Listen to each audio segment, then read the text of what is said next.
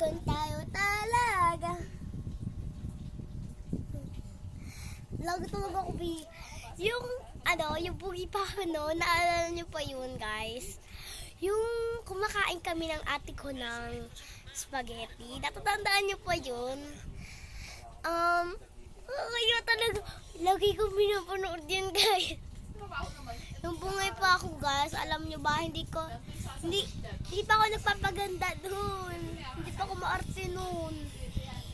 Mga pangit lang mga gamit ko noon eh. Mga gamit ko, wala pa akong mga stickers noon. Kasi, hindi ko alam. Hindi ko pa favorite dati yung sticker. Ngayon, may naipon na sticker. Karami nabubuo ang kamay. Mukha. Tsaka yung headband niya. Ipit lang yan. Tinali lang na kapatid ko. Mas may maganda akong balita sa inyo. Ganda ko talaga.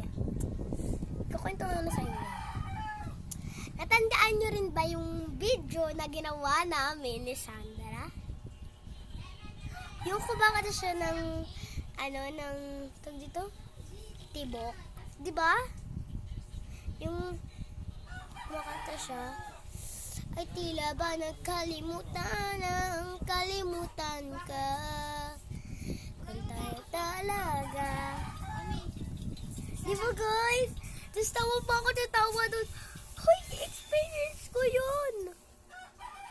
Ewan ko ba yun sa pinsan ko? Kung bakit siya ganun. Bakit siya ganun? Ha? Bakit siya ganun? Ang ganda ni boss niya. Pinapanood ko yung video niya. Kakainis. Tapos, yung sabi ko sa doon, like, sabi ko, magtitrip ako doon.